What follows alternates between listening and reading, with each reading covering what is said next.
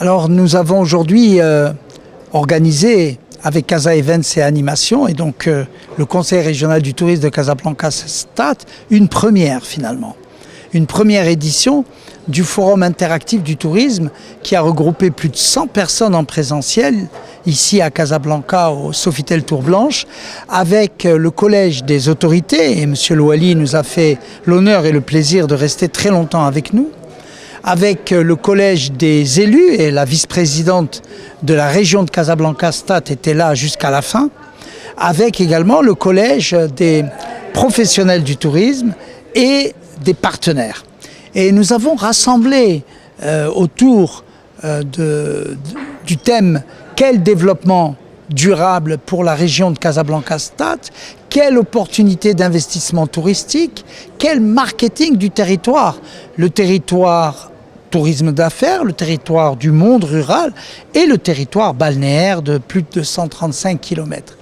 Évidemment, aujourd'hui, ce premier forum, il a peut-être donné un nouvel impact officiel à la destination touristique que représente notre région et qui n'était pas très marketé, qui n'était pas déclaré. Évidemment que Casablanca, rien que son nom mythique, résonne dans le monde entier comme première ville connue au monde, loin devant la capitale touristique, Marrakech ou Chaouen. Et de très belles villes ne sont même pas citées. Donc on a un branding très fort, Casablanca. On a une région avec plusieurs segments à développer pour un tourisme de bien-être, un tourisme rural, un tourisme de découverte et d'expérience.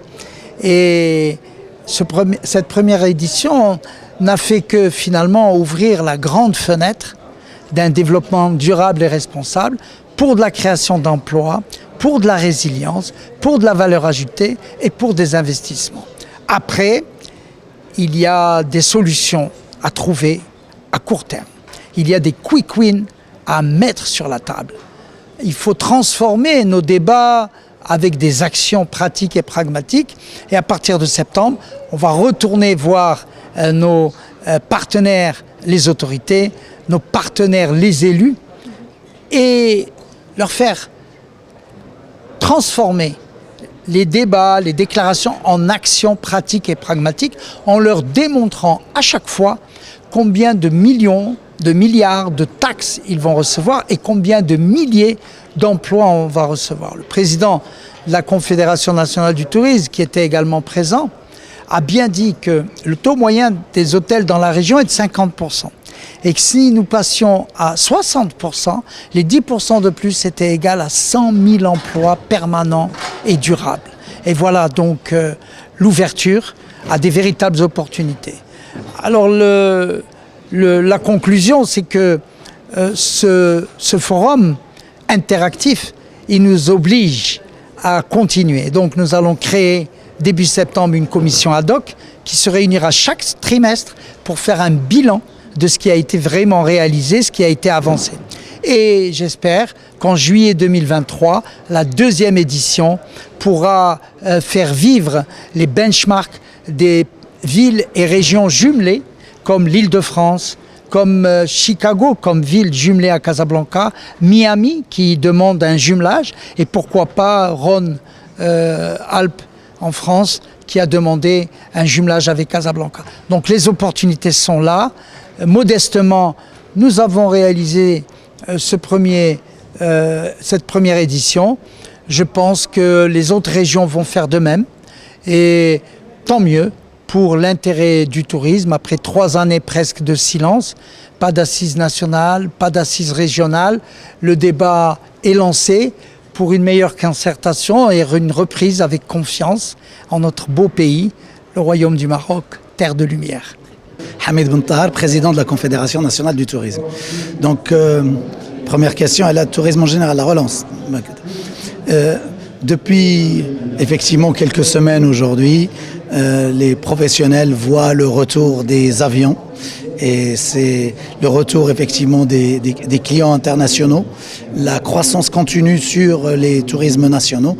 Donc ce sont des bonnes nouvelles qui redonnent confiance donc aux professionnels du tourisme cette dynamique et ce retour du tourisme quelque part en force ne profite pas toutes les régions de la même manière. Donc un des défis que nous avons aujourd'hui, c'est comment regarder région par région comment trouver les mécanismes, les solutions adaptées à chacune des régions. Et là, le travail au niveau de la CNT autour de 3 priorités. La première, c'est la connectivité. C'est l'élément le plus important, s'assurer effectivement que les capacités aériennes, les capacités maritimes qui sont mises en place vont profiter de manière équitable à l'ensemble des régions. Et là-dessus, nous souhaitons un véritable plan offensif avec des moyens importants parce que la demande est beaucoup plus importante que ce que nous avons aujourd'hui. Ce secteur peut créer beaucoup plus d'emplois. On était, souvenez-vous, en 2019 à 48% d'occupation, ce qui veut dire qu'on peut doubler les nombres d'emplois avec la capacité existante si nous investissons massivement sur la connectivité, sur l'aérien et sur le maritime. Donc ça, c'est le premier point pour une relance équitable. Deuxième point, un sujet structurant, beaucoup de malentendus autour du tourisme interne depuis toujours. Et là, nous savons qu'effectivement, il y a aujourd'hui une grande partie des Marocains qui aimeraient profiter plus du voyage. Et la CNT a fait des propositions pour donner le droit aux vacances à un plus grand nombre. Des solutions comme les chèques vacances qui vont stimuler la demande, ce sont des solutions qu'il faut activer très rapidement. La régionalisation des vacances scolaires, là aussi c'est un levier très important qui peut profiter à un plus grand nombre de profiter. Et la mise en place d'une offre d'animation, d'activités culturelles qui va améliorer l'attractivité de certaines destinations et qui va permettre d'offrir plus de choix à la clientèle marocaine. Et définitivement, le dernier élément très important, une offre adaptée au pouvoir d'achat des Marocains. Là aussi, il y a un véritable sujet sur lequel nous avons fait des propositions par le passé. Troisième point, le plus important pour une relance rapide et durable, c'est la synchronisation régionale. C'est le travail qui est fait aujourd'hui à Casablanca, qui se fait dans d'autres régions avec des formats et des méthodes différentes, mais il faut une synchronisation régionale pour s'assurer que les mécanismes que nous avons mis en place pour quelque part accompagner les professionnels dans cet effort de relance, il faut qu'on s'assure qu'ils ont donné les résultats dans toutes les régions et dans tous les métiers. Ce travail chirurgical doit être fait dans chacune des régions pour ne laisser personne sur le bas-côté.